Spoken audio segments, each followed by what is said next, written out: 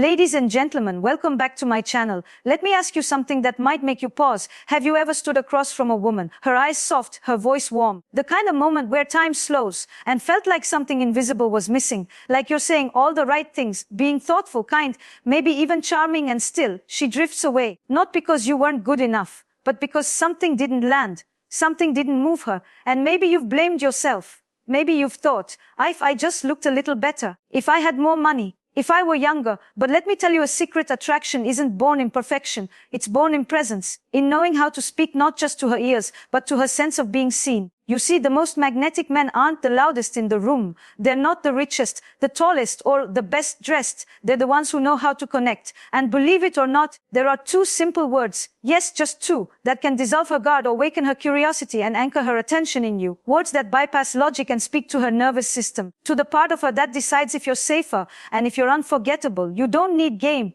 You need truth. And today I'm going to show you exactly what that sounds like. Imagine this. You're sitting across from her at the cafe, soft music playing in the background, sunlight drifting lazily through the window. You've ordered her favorite tea because you remembered, and she's smiling, not with her lips, but with that almost shy, almost knowing look that says, I'm curious about you.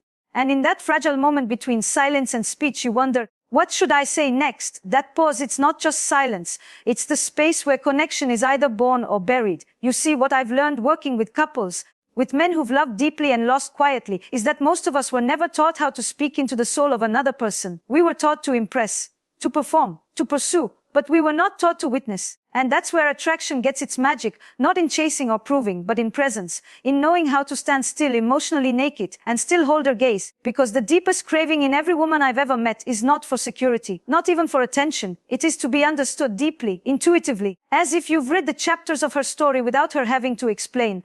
But how does that happen? It starts with two words that may seem simple, but when spoken with integrity, they change everything.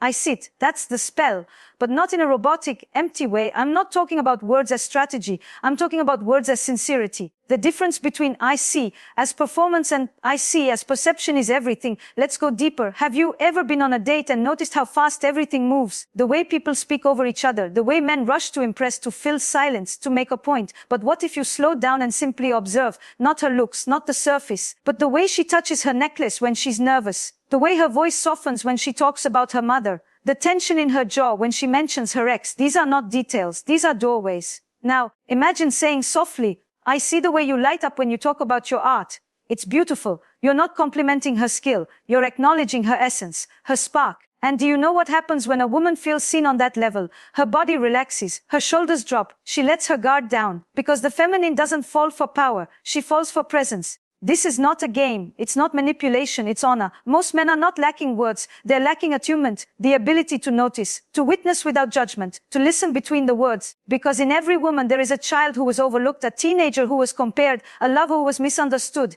And when you say, I see, with warmth, with awareness, with patience, is something ancient in her exhales. And here's what's fascinating: when you speak that way, you don't just make her feel beautiful, you make her feel safe. And a woman who feels safe will offer you access to a part of her most men will never see. She will unfold, not because you asked her to, but because she trusts you. But this begins long before the moment you say those words. It begins with the energy you carry into a room, the way you pay attention, not with your eyes, but with your nervous system. It's how you slow down, how you look without consuming, how you speak without trying to convince her of anything. The feminine opens when it feels met, not managed. Now, I know some of you are thinking, Esther, that sounds beautiful. But what if she's not interested? What if I try and it doesn't work? But that's the trap. We don't hose these words to make her like us. We live them. We embody the man who sees people, who walks through the world awake, not just toward women, but toward life, toward strangers, toward yourself. Because here's the hard truth. You cannot truly say, I see, to someone else if you've never learned to say it to yourself. And that is where the deeper journey begins. I want you to think back to a moment when you wished someone had seen you. Maybe you were struggling. Maybe you were proud of something small and no one noticed. Maybe you were grieving silently. Or maybe you just wanted to be asked, are you okay? And no one did. That ache, that is what most people carry into relationships. And when you understand that, you become less reactive, more tender. Because you recognize that attraction isn't about seduction. It's about recognition. You say, I see, not just to flatter her, but to reveal her. You say it as an invitation. I'm here. I'm paying attention. You don't have to perform for me. And when a woman feels that from you, it doesn't matter what you look like, how old you are, or what car you drive. She will lean in. She will remember you. Because in a world that is constantly trying to sell her perfection, you've offered her presence. And now we begin to understand that these two words are not magic because they are clever. They're magic because they require you to slow down, to observe, to actually care. So the next time you're with her, whether it's the first date or your wife of 20 years, notice not the obvious things, but the subtle ones. The way she folds her hands when she's unsure, the way she lingers on certain memories, and then tell her what you see. That, my friend, is the beginning of connection. You see, when you begin to practice this kind of seeing, you step into something rare, something women feel almost instantly, even if they can't name it. It's a kind of calm masculinity, the grounded kind, not puffed up or performative, but rooted. When you see a woman through that lens, not for what she gives you, not for how she makes you feel, but for who she is when no one is watching, something shifts between you. The air changes, and it's not just her that feels it. You feel it too. Because seeing another person clearly requires you to slow down your own mind, to pause the narrative of trying to impress or win her, and instead to allow curiosity to lead. And curiosity, real curiosity, not about her body, but about her being, is rare. It's sexy. It's unforgettable. Let's make this practical. You're on a walk with her, and she's telling you about her work, not the surface part, her role, her schedule, but the part where she says, I don't know, I just feel like I'm stuck, like something's missing. Most men would offer advice, maybe even solutions. Some would shrug it off and change the subject. But you pause, you say, I see. It sounds like you're carrying a weight you can't quite name. That one sentence will do more for your connection than 1,000 clever lines. Because you didn't fix her, you didn't redirect her, you stayed with her, and women feel that, because you have to understand attraction begins before the kiss. It begins in the listening, in the way you hold a moment, the way you let her be messy, contradictory, unsure, and instead of retreating, you lean closer. That is what makes a woman trust you. I once worked with a couple in their 40s. They'd been married for 12 years. Good marriage, no chaos, no affairs. But something had gone numb. She said to me, he's a good man. I love him. But I don't feel like he sees me anymore. And when I asked her what she meant, she said, he hears the words I say, but not the ones I'm not saying. That moment stayed with me. Because most men listen for logic, women speak in emotion. The words are never just the words. And when you train yourself to listen beneath what she says, you begin to hear her story, her longing, her fear, her excitement, her exhaustion. And when you meet her there, she melts, not in weakness, but in relief. Because here's the secret no one tells you: women are not looking for perfect men. They're looking for attuned men. Men who can handle nuance. Men who don't run from discomfort. Men who say, I see that this is hard for you, and I'm still here. It is emotional endurance, the willingness to stay. This is where masculine energy becomes powerful, not in domination, but in devotion. The kind of devotion that says, you don't have to pretend with me. I'll hold you in your mess just as I would in your glow. And when she senses that from you, intimacy becomes inevitable. Now, let's talk about what happens inside you when you live from this place, because something beautiful starts to unfold. You stop fearing rejection. You stop trying to control outcomes, because your confidence is no longer tied to whether she likes you. It's tied to your capacity to love without losing yourself. You walk into a room and no longer feel the need to prove anything. You don't compete with louder men. You don't try to be the most interesting man. You become the one who makes her feel interesting. And that, my friend, is power. True masculine energy doesn't scream. It doesn't chase. It notices. It invites. It says, I'm right here and I'm not going anywhere. But this isn't about words only. It's about energy. The energy behind those words. I see can be manipulative if it's used to impress. But if it's spoken from a genuine place, it becomes a gift. And like any gift, it must be offered with an open hand. Let me share a story. There was a man I worked with named Julian. Early 50, divorced, successful. He told me, I just don't get it. I take women to beautiful restaurants. I have great conversation. But they always disappear after 2 or 3 dates. I asked him one question. When was the last time you let someone see you? He went quiet. And then he said, I'm not sure I know how. We worked together on that, on dropping the persona, on letting himself be known, not just the good parts, but the uncertain, vulnerable ones. And something changed. He stopped performing. He started sharing more from the heart. And more importantly, he began to see the women he dated beyond their beauty. One night after a date, he said, Esther, I told her I noticed the sadness in her eyes when she talked about her father. I didn't ask for the story. I just let her know I saw it. I said, what happened? He smiled. She cried. And she told me no man has ever noticed that before. This is what I want you to understand. Women are itching to be seen. But most men are too focused on being chosen to do the choosing. When you're the one who sees, you become the one she remembers. You become the man who doesn't just touch her body, but touches something older, something sacred. And the irony, when you stop chasing validation, that's when you become irresistible, because you're no longer seeking permission to love. You're offering it. That is what the words I see can do. not just to her, but to you. You don't realize how rare it is to be seen like that, not until it happens, not until someone looks at you, not the curated version, not the man you try to be, but you're the one behind the eyes. And when a woman feels that from you, it disrupts everything she's used to, because most of the time, let's be honest, she's navigating noise, fast compliments, polished smiles, predictable charm, men who are quick to tell her who they are, but slow to ask who she is. So when you sit there, not performing, not persuading, but pausing, truly noticing, you don't just stand out. You awaken something she forgot she was longing for,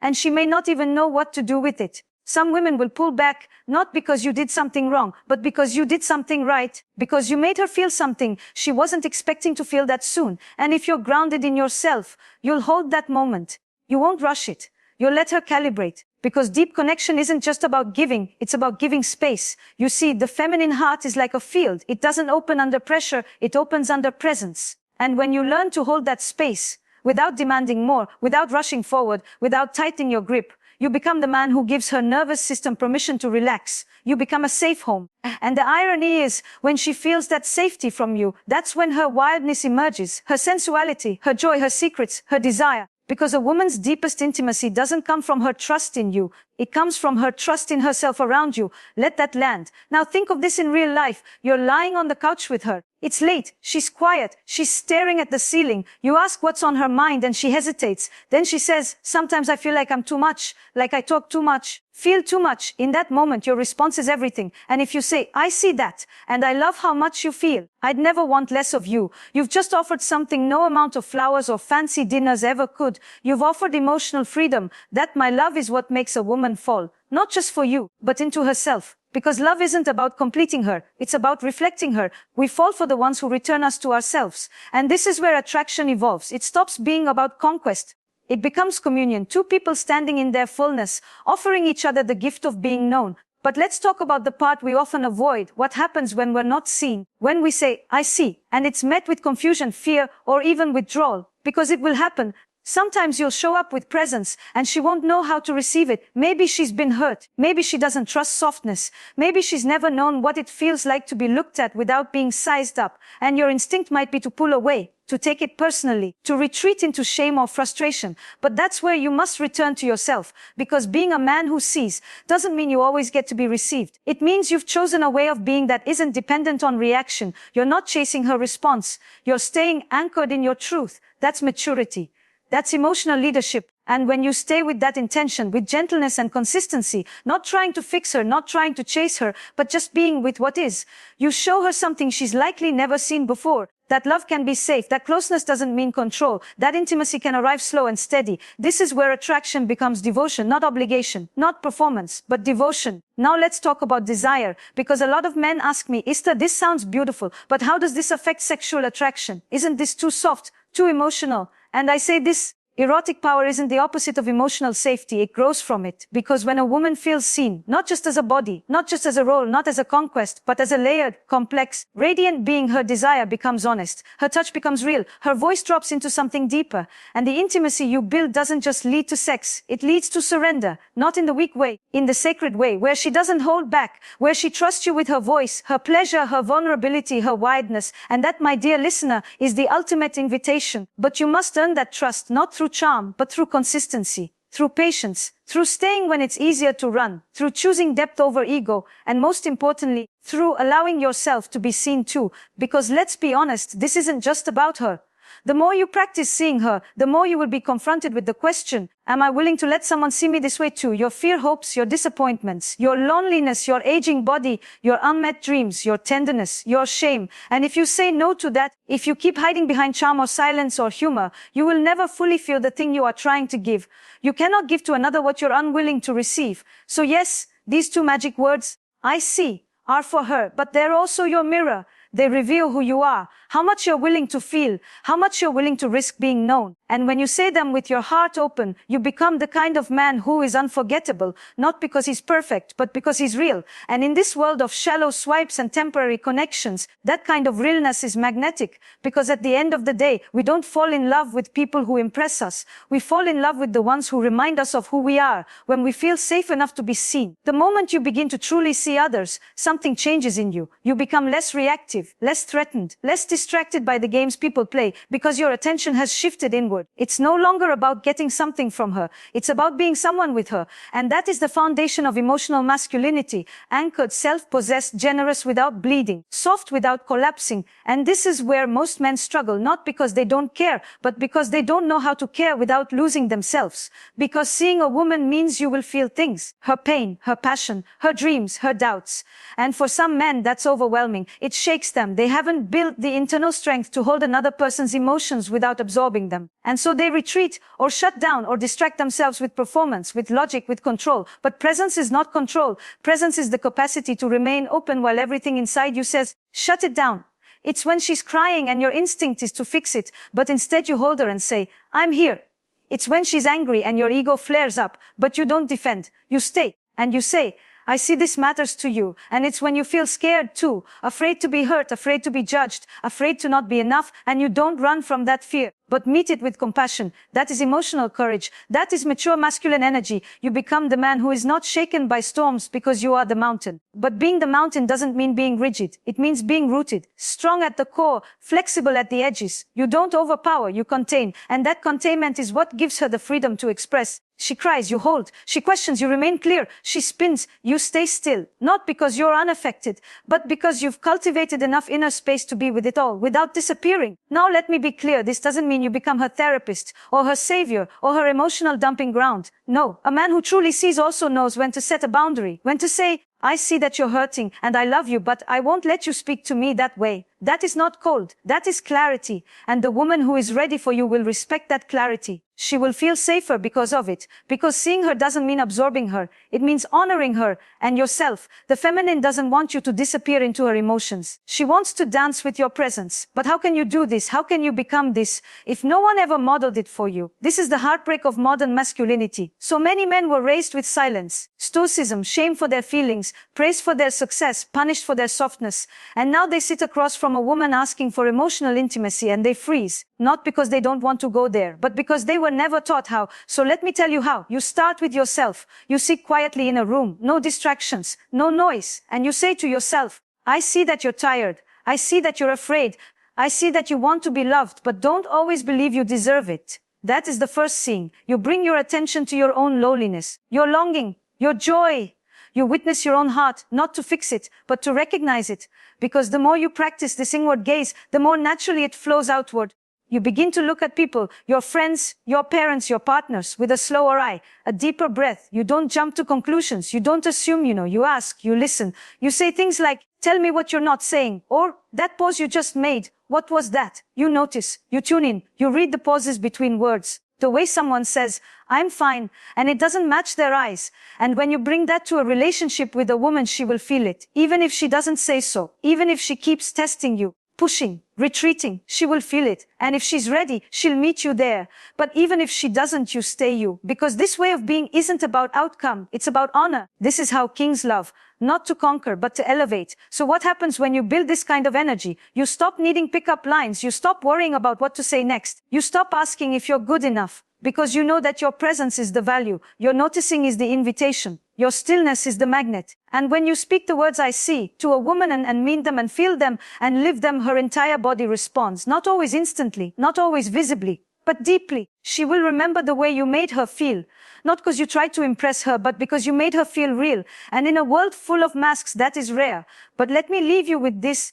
The most powerful, I see, you'll ever say is to yourself. Because if you cannot look in the mirror and say, I see your ache, I see your aging, I see your desire for love and your fear of being left, I see your strength and your softness, and I will not abandon you, then you will always look for women to say it for you, and no one else can carry that weight. So say it now, say it to yourself, whisper it, even if your voice shakes. I see you. This is where it begins. There comes a moment in every man's life when he realizes he doesn't want to perform anymore. Not for women, not for success, not even for the version of himself he thought he was supposed to become. He wants something quieter, something deeper. He wants to feel connected, not just liked. He wants to be chosen, not for how much he gives or how hard he tries, but for how fully he shows up.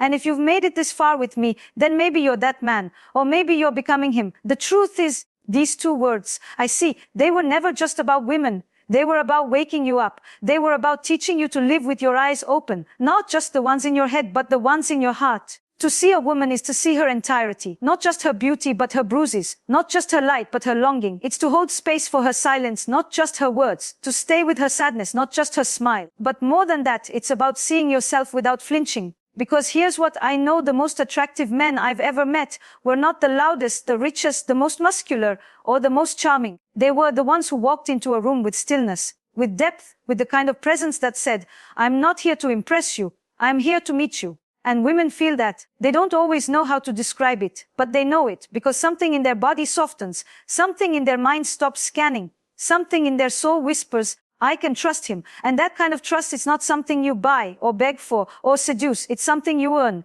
by being a man who leads with presence, who speaks with soul, who listens not just to respond but to reveal. And it starts always with how you see. So the next time you're with her, the woman you're just getting to know, or the woman you've loved for decades, I want you to do something radical. Don't try to be romantic. Don't try to be impressive. Don't try to be strong. Just look at her and say, with your voice low and your heart open, "I see you." Say it when she's radiant. Say it when she's a mess. Say it when she's pushing you away. Say it when she's quiet and doesn't know what she needs. Let those words become your offering, not because she's fragile, but because she's worthy. Because the world has taught her to armor up, to look perfect, to stay composed. But what she really wants, what she aches for, is the man who sees through the mask and loves what's underneath. You be that man. You be the one who doesn't flinch, the one who stays, the one who sees her and keeps seeing her even when she forgets how to see herself. And in return, she will give you something no performance could ever earn. She will give you her truth, her essence, her feminine magic, her softness, her surrender. And that, my dear listener, is worth more than any game. But don't just do this for her. Do it for you. Because when you begin to live this way, with eyes wide open and heart unguarded, you change. Your relationships deepen, your confidence grows, your anxiety fades. Because you're no longer trying to be chosen. You've become the chooser, not from ego, but from clarity. You're no longer chasing attraction. You are attraction. You're no longer begging for connection. You create connection. You're no longer asking the world, "Am I enough?" You are telling the world, "I am whole." And that is the man she's been waiting for. Not the one who says all the right things, but the one who says one thing and means it. "I see." So wherever you are right now, maybe you're sitting alone in your apartment. Maybe you're healing from a breakup. Maybe you're in a relationship that feels like it's losing its color. Or maybe you've never known how to connect with a woman in this way. Start here. Start today. Start with yourself.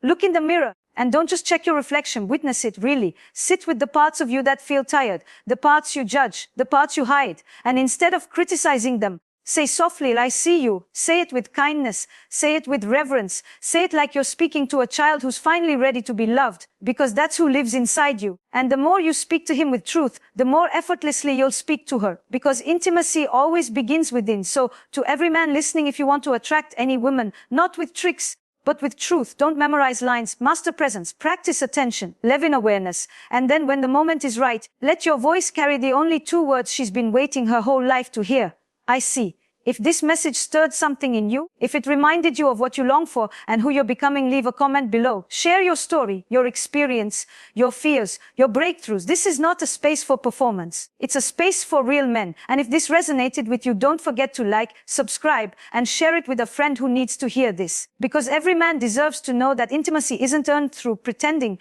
it's awakened through presence. So here's to you, living fully, loving deeply, and finally seeing clearly. Until next time, be the man who sees.